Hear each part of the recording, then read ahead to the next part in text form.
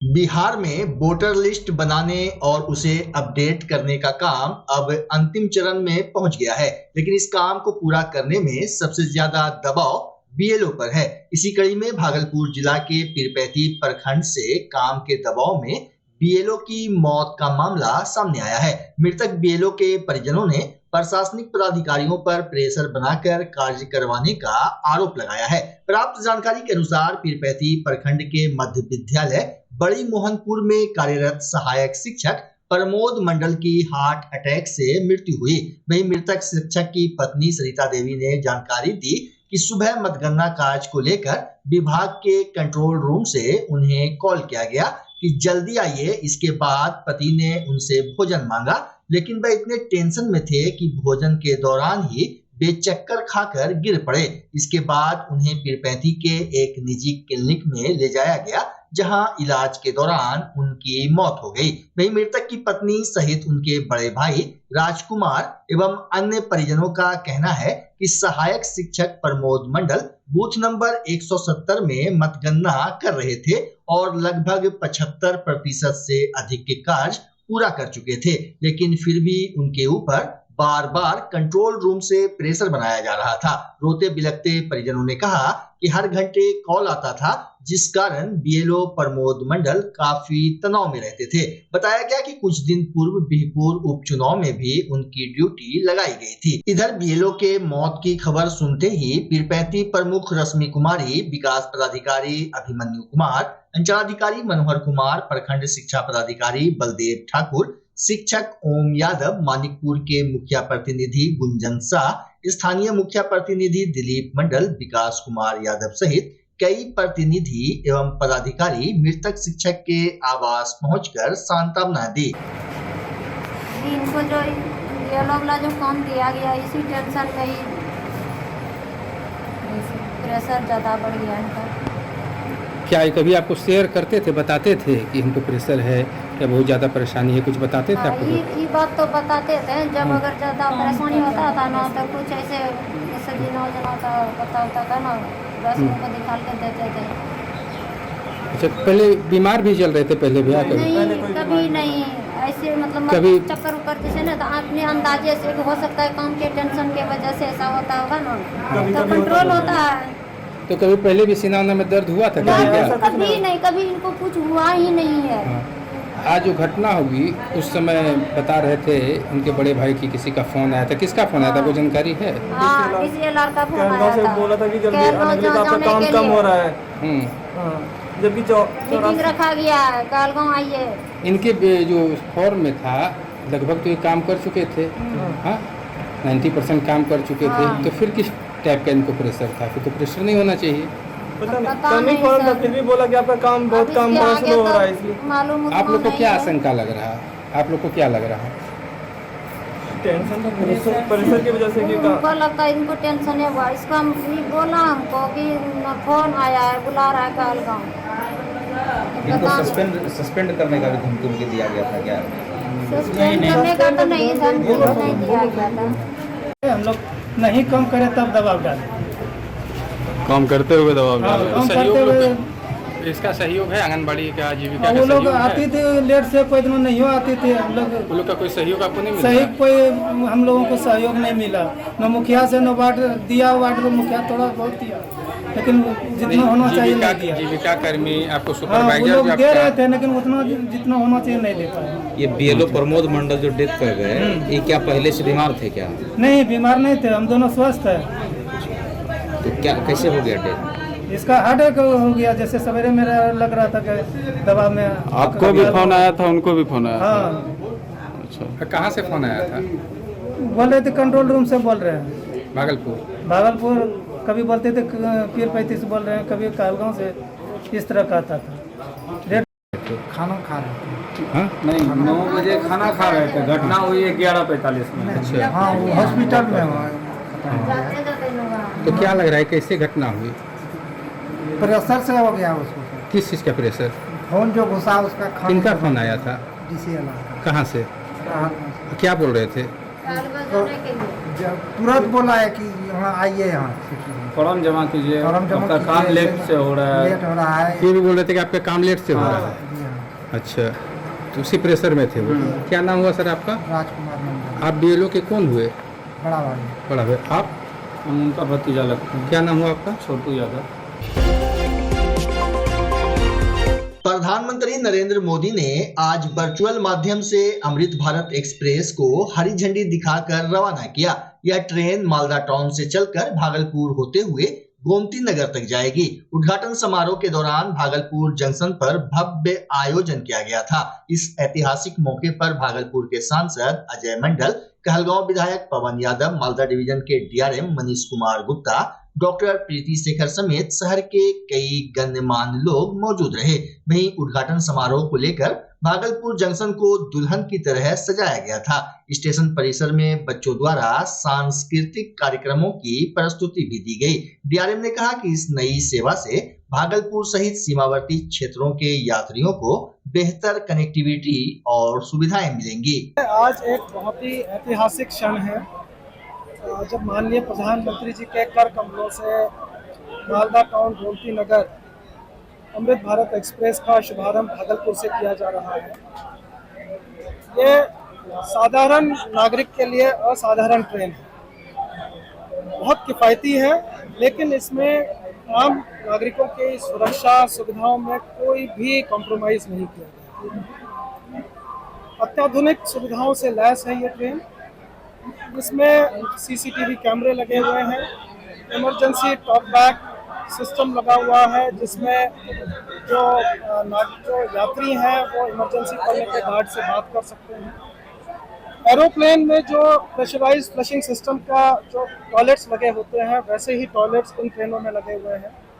Mobile charging points, computer charging points, bottle holders, अच्छी cushion वाली seats लगी हुई हैं। आज कनी भागलपुर की अंग की धरती से आदरणीय यशस्वी माननीय प्रधानमंत्री भाई नरेंद्र मोदी जी को भागलपुर की जनता के साथ साथ झारखंड की जनता सबों ने ढेर सारी शुभकामना और बधाई दै छियै। ऐसा कि आए दिन हर महीना कुछ न कुछ जे अपना इलाका में ट्रेन जे दिला जा रहा है, इसके लिए ढेर सारी शुभकामना और बधाई देते हैं।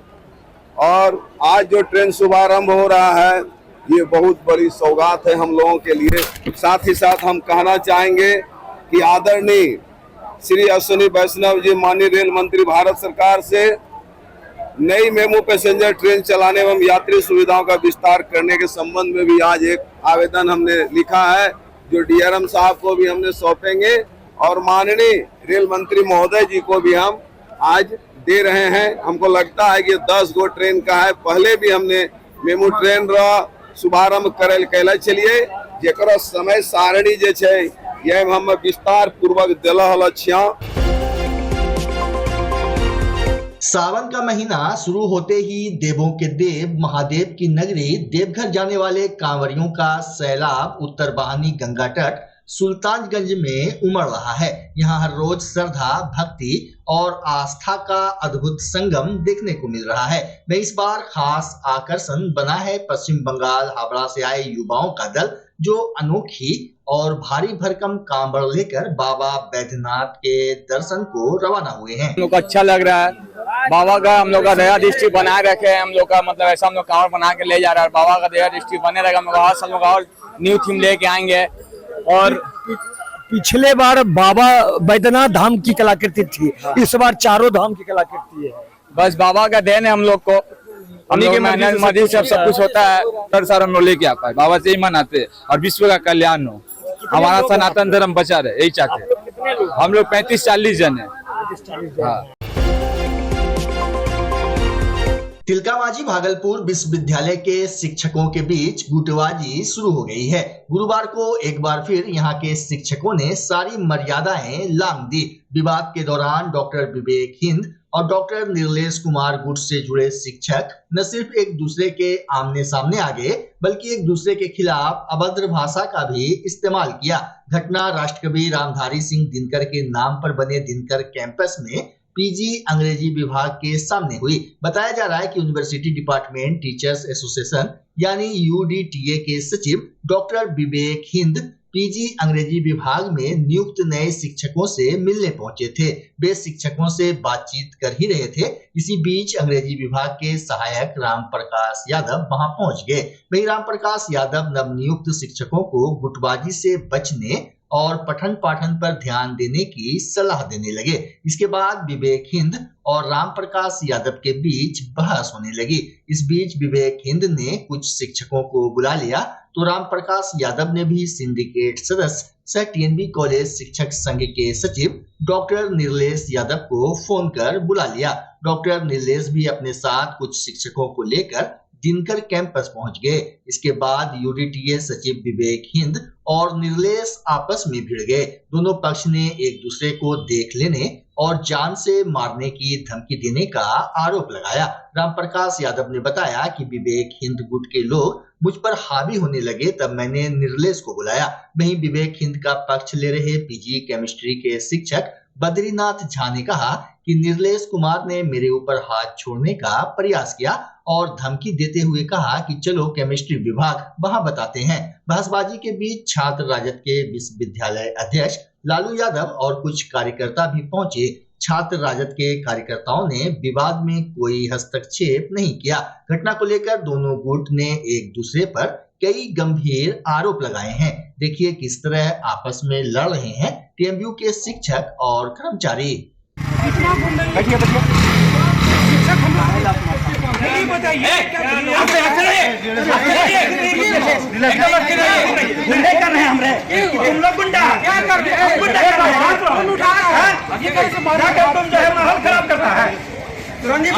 तुमको प्रोजेक्ट नहीं रख रहे,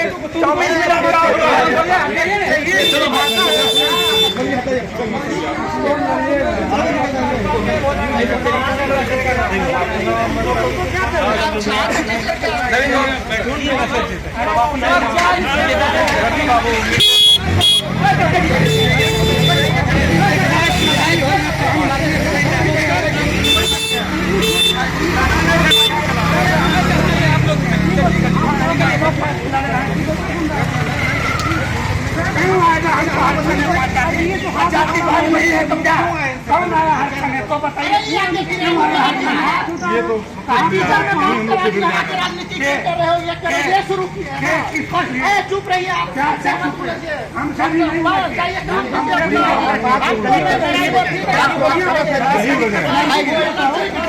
अरे भाई हम टीचर से बात कर रहे हैं। शिक्षक को कहे कि आप लोग नए आए हैं, पढ़ने पढ़ाने से मतलब रखिएगा तो आपका जो है सम्मान विभाग में विद्यार्थियों के द्वारा होगा। और हमारा विभाग अभी पढ़ाई के मामले में अकेले मैडम पढ़ गई है तो थोड़ा सा कमजोर पड़ गया है, तो आप लोग पढ़ने पढ़ाने में रहिए। ये सब जो है तो राजनीति पॉलिटिक्स से अलग रहिए। यहाँ शिक्षक का और नॉन टीचिंग और टीचिंग दोनों यूनियन में खाली गुटबाजी है, इसलिए गुटबाजी से अलग रहिए, अपना पढ़ाने से मतलब रखिए। इसी पर वो हमको जो है कुछ बोलने शुरू कर दिए। कौन से किन से बात हुआ सर? कौन शिक्षक से? हम बात कर रहे थे अपने शिक्षक से, जो नया शिक्षक बेचारा बंगाल के हैं, वो कुछ समझते हैं कुछ नहीं भी समझते हैं। तो उसी पर जो है तो एक जो विवेक हिंद नाम करके है, हम उसको पहचानते नहीं थे, वो अपना जो है तो घूम कर करके कुछ बोल रहे थे, उसी में हम तो यहाँ कैसे आ गए सर?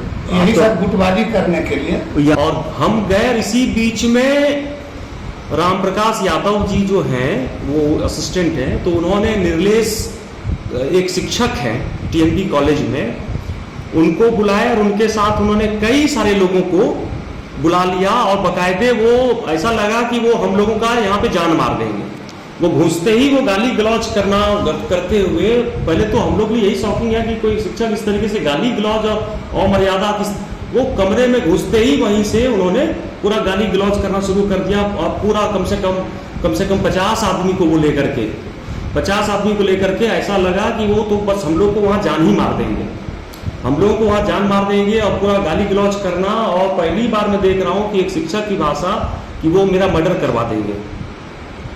हमारे साथ हमारे मित्र बद्री जी थे, बद्री जी के ऊपर हाथ उठाने का कितना बार प्रयास किया।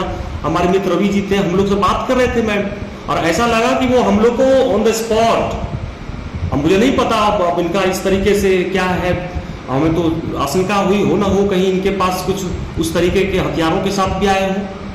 वो तो फिर कई सारे लोगों की भीड़ इकट्ठा हो गई, बीच बचाव उन्होंने वहाँ पे चीज़ें होने लगी तब जा करके।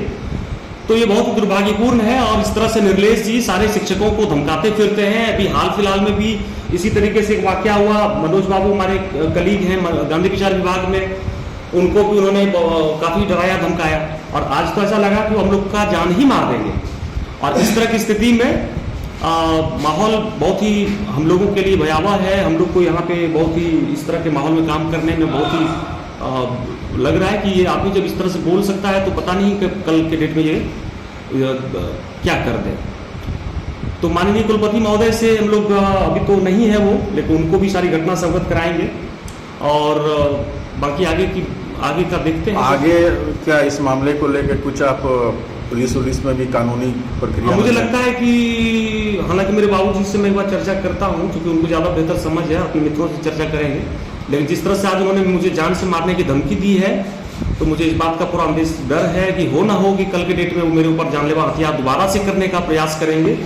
और मेरे साथ रविशंकर जी को, बद्री जी को और भी जो लोग वहाँ पे थे, कई लोगों को उन्होंने बल्कि कई बार मारने का प्रयास किया। और मुझे लगता है कि मुझे विश्वविद्यालय प्रशासन से सुरक्षा हम लोगों को चाहिए और पुलिस में भी हम लोग देखते हैं इसका क्या लीगल एस्पेक्ट है, लेकिन लीगल एस्पेक्ट को भी हम इसमें एक्सप्लोर करेंगे। देखिए, कल पीजी डिपार्टमेंट में जो घटना हुई वह बहुत ही शर्मसार करने वाली है। विश्वविद्यालय के माहौल को कुछ प्रोफेसर जो सामंतवादी सोच रखते हैं वो खराब करने में लगे हुए हैं। कल जब मैं अपने महाविद्यालय में प्रधानाचार्य के साथ IQAC के मीटिंग में था तो मुझे स्नातकोत्तर अंग्रेजी विभाग के एक सहायक का कॉल आता है कि सर आपके शिक्षक आकर के हमें धमका रहे हैं। तो मैं जब मीटिंग से खाली हुआ तो वहाँ गया। वास्तव में वहाँ पर हमारे विश्वविद्यालय के रसायन विज्ञान विभाग के डॉक्टर बद्रीनाथ झा, निशांत सिंह और स्नातकोत्तर राजनीति विज्ञान विभाग के विवेक हिंद और TNB महाविद्यालय के इतिहास के शिक्षक रविशंकर चौधरी वहाँ पर सहायक को बहुत बुरी तरह धमका रहे थे। और जब मैं वहाँ पर गया, उनका प्रतिकार किया, सबसे पहले तो मैं पूछा कि आप क्लास के समय में यहाँ क्यों आए, यह सवाल लाजमी है। तो हमसे ही वो उल्टा उलझ गए और हमको भी धमकी लगने, तुम यहाँ क्यों आए, तुमको हमने नहीं बुलाया। हम बोले कि हम किसी के, मैं सिंडिकेट सदस्य हूँ, किसी ने हमें कॉल किया और वह कर्मी है इस विभाग का, तो हमारा कर्तव्य है कि हम जाके देखें कि उसके साथ क्या हो रहा है। लेकिन उन लोगों का बर्ताव बहुत ही बुरा था, बहुत ही जो है एक आपराधिक आदमी जिस तरीके से धमकाते हैं वैसे वो लोग उसको धमका रहे थे। आखिर ये विवाद क्यों उत्पन्न हुआ सर? ये विवाद सर क्यों उत्पन्न हुआ, हमें लगता है कि ये कुछ लोग जो है विश्वविद्यालय में सोची समझी रणनीति के तहत गुटबाजी करते हैं और क्लास के समय में अन्य विभागों में जा कर के आपराधिक गतिविधि का जो है मीटिंग करते हैं, उसमें संलिप्त रहने का ये लोग कोशिश करते हैं। विगत 28 जून को भी गांधी विचार विभाग में यही सभी लोग, बद्रीनाथ झा, निशांत सिंह और हमारे महाविद्यालय के अजीत कुमार जो राजनीति शास्त्र के हैं और विवेक हिंद मिलकर के, वहाँ भी उसका भी ऑडियो है हमारे पास कि आखिर क्लास के समय में ये लोग क्या करने जाते हैं। सवाल उठा दिए, बड़ा सवाल है जी। अब विश्वविद्यालय प्रशासन और जिस विभाग के ये शिक्षक है, जिस महाविद्यालय के ये शिक्षक हैं, उन्हें भी यह देखने का जो है देखना चाहिए कि हमारे शिक्षक आखिर दूसरे विभाग में जाकर करते क्या है। यह सभी एक तरह से सामंतवादी सोच रखने वाले लोग हैं और पिछड़े दलित शोषित के विरुद्ध जो है हमेशा षड्यंत्र रचने का काम कर रहे हैं। कुलपति से क्या कहेंगे? कुलपति महोदय से हम कहेंगे कि यथाशीघ्र इस पर संज्ञान लेकर के और तुरंत जो है उस पर कार्रवाई करें। आखिर अंग्रेजी विभाग में कल की घटना क्यों घटी, वहाँ क्यों गए थे, राजनीति शास्त्र के विभागाध्यक्ष से पूछा जाना चाहिए, रसायन शास्त्र के विभागाध्यक्ष से पूछा जाना चाहिए, TNB महाविद्यालय के जो प्राचार्य उनसे पूछा जाना चाहिए कि वो शिक्षक वहाँ पर क्लास आवर में क्या करने गए थे। तिलकामांझी भागलपुर विश्वविद्यालय के PGIRPM विभाग के आक्रोशित छात्र छात्राओं ने आज विभागाध्यक्ष प्रोफेसर निर्मला कुमारी के खिलाफ जमकर नारेबाजी की। छात्र छात्राओं ने आरोप लगाया कि हेड के कहने पर आज विभाग के छात्रों ने चौथे और अंतिम सेमेस्टर के असाइनमेंट को जमा करने की पूरी तैयारी की थी, लेकिन वे लोग जब असाइनमेंट जमा करने विभाग पहुंचे तो हेड की कुर्सी खाली थी। छात्रों का आरोप है कि हेड अब असाइनमेंट बदलकर जमा करने कह रही हैं, जो संभव नहीं है। आलोक यादव ने बताया कि असाइनमेंट प्रिंट करवाने में छात्र छात्राओं ने सामूहिक रूप से 31,500 रुपये खर्च किए हैं। वही एमबीए विभाग में हंगामा कर धरना पर बैठे छात्रों ने बताया कि टीएमयू प्रशासन ने एमबीए की डायरेक्टर प्रोफेसर निर्मला कुमारी को पीजी आईआरपीएम में हेड का प्रभार भी सौंप दिया है। ऐसे में न तो आईआरपीएम का काम सही से हो पा रहा है और न ही एमबीए का, जबकि राजभवन ने स्पष्ट निर्देश दिया है कि एक शिक्षक को 2 पद की जिम्मेदारी नहीं देनी है। धरना प्रदर्शन के दौरान छात्रों ने कहा कि जब हम असाइनमेंट जमा करने के लिए तैयार थे तब डॉक्टर निर्मला ने हमें सूचित किया कि उन्होंने असाइनमेंट का विषय बदल दिया है। ऐसे में हम सभी स्टूडेंट्स अत्यंत निराश और परेशान हैं। आलोक यादव ने विश्वविद्यालय प्रशासन से मामले में हस्तक्षेप की मांग की है, साथ ही मांग पूरी नहीं होने पर आंदोलन की चेतावनी दी है। इधर पूरे मामले पर आईआरपीएम विभाग की हेड प्रोफेसर निर्मला कुमारी का कहना है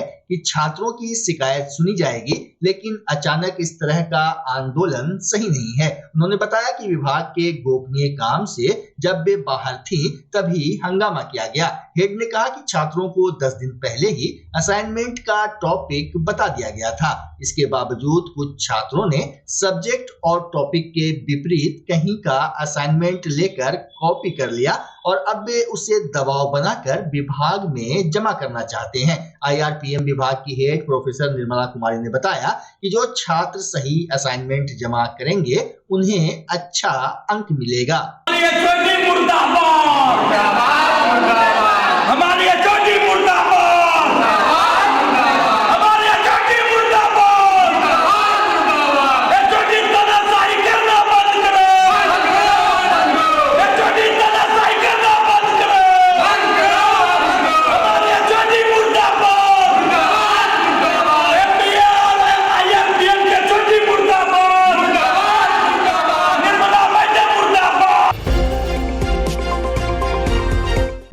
इमामपुर पंचायत के वार्ड नंबर 13 के करौली बाजार रोड में मिनी जल मीनार का टैंकी बरसों से खराब है, जिसके कारण यहाँ के लोगों को काफी दूर से पानी लाना पड़ता है। संचालक ने बताया कि साल भर से टैंकी खराब है, जिसकी सूचना ठेकेदार को कई बार दी गई, लेकिन वे सिर्फ आश्वासन देते हैं। स्थानीय बासिंदे मोहम्मद अरशद अली ने बताया कि 2020 में इस टैंकी का निर्माण हुआ था, जिससे करीब 150 घर में पानी सप्लाई होता है। उन्होंने बताया कि टैंकी की हालत जर्जर हो चुकी है, कभी भी बड़ा हादसा हो सकता है। इलाके के लोगों ने बताया कि ठेकेदार और संबंधित विभाग को कई बार मोटर के चाबी खराब होने की सूचना दी जा चुकी है, लेकिन समस्या जस की तस बनी हुई है।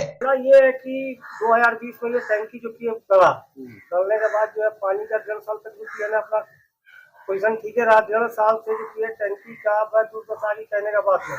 आधा टैंकी पानी है, उधर टैंकी में आधा कादो आधा पानी, तीनों भाल चाबी सब खराब, सब भ्रष्ट हो गया है। ठेकेदार आलम को हम लोग जो है चालक के माध्यम से जो है 4-5 बार 10 बार बहुत बार खबर करवाया कि भाई इसका चाबी ठीक करवाओ, पानी नहीं आता, लोग के घर तक नहीं पहुंचता है। 150 घर की आबादी में पानी यहाँ से सप्लाई आता है।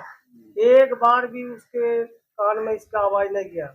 इसका शिकायत लेके हम एसडीओ साहब के यहाँ भी गए, जेई साहब को भी जो बोले, जो कि पीएचडी के जो कि जेई है और एसडीओ है उनको ही बोले, वो भी जो किया बोले हमको आश्वासन दिए कि जो है ना हम जाके करवा देंगे, लेकिन आज तक कोई भी ऐसा काम नहीं हो सका इस टैंकी में। और ऊपर का पोजीशन इतना खराब है कि पूरा जर्जर हो रहा, किसी भी टाइम में जो है ना किसी भी तरह का घटना हो सकता है।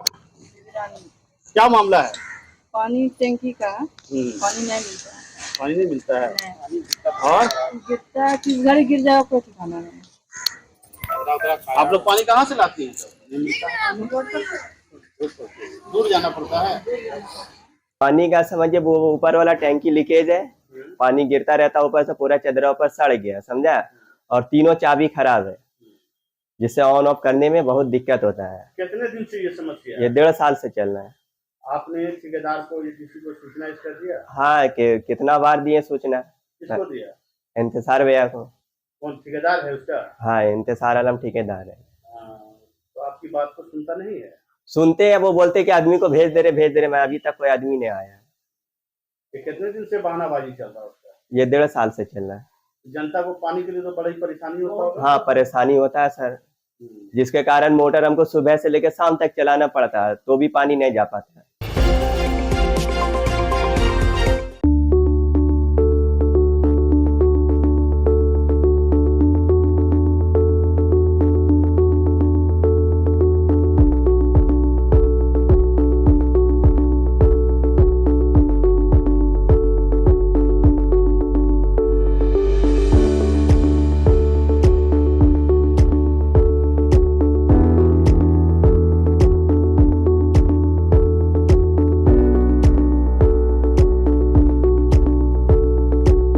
बच्चा जब जन्म लेता है तो कई बार बच्चा तुरंत नहीं रोता है, रोने में देर हो जाता है। ऐसे में बच्चा क्षतिग्रस्त हो जाता है और उसके बचने की संभावना कम हो जाती है, और यदि बचा तो भविष्य में उसमें विकलांगता की समस्या आती है, जिसे CP कहते हैं, जिसका कोई माकूल इलाज नहीं है और ज़िंदगी भर बच्चा विकलांगता से जूझ सकता है।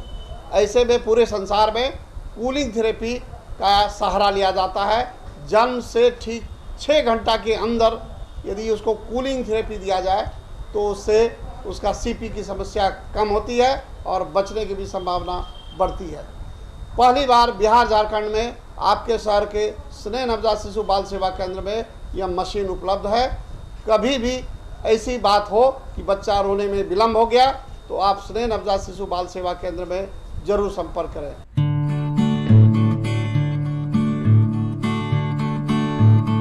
रिंकू LED बल्ब, एक बार लाओ और चलाते ही जाओ। हमारे LED बल्ब्स है क्वालिटी में नंबर 1 और एनर्जी एफिशिएंट, जो रखे एनवायरनमेंट और आपके बिजली के बिल दोनों का ख्याल। रिंकू LED बल्ब के साथ एनर्जी बचाओ और बिल घटाओ। ये है पावर सेविंग लाइट जो चले लंबे समय तक और रखे आपके घर को रोशन। हमारे यहाँ LED लाइट्स मिलते हैं एक व्यापक रेंज में, जो आपकी हर जरूरत को पूरा करेगी। लेकिन यही नहीं, हमारे LED लाइट सिर्फ चमकदार नहीं बल्कि एनवायरनमेंट फ्रेंडली भी है। तो आज ही लाओ रिंकू LED बल्ब और पाओ 1 साल की वारंटी का भरोसा। रिंकू LED बल्ब्स, नई जनरेशन के स्मार्ट बल्ब्स। आज ही संपर्क करें 8651063786 या मेल करें rinkooledbulb@gmail.com। हमारा पता असाननपुर, भागलपुर, बिहार 812002।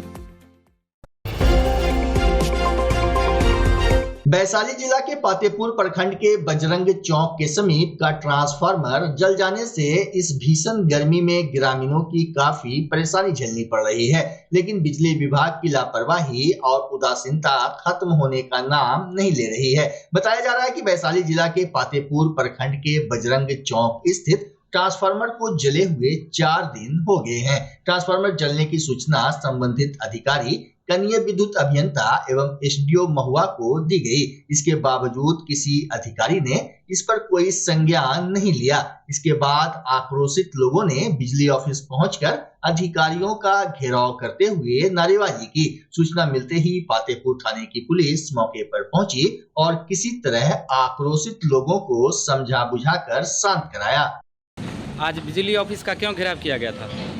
सबसे पहले आपका 24 आपका न्यूज़ का धन्यवाद देते हैं जो आप आ गए हैं।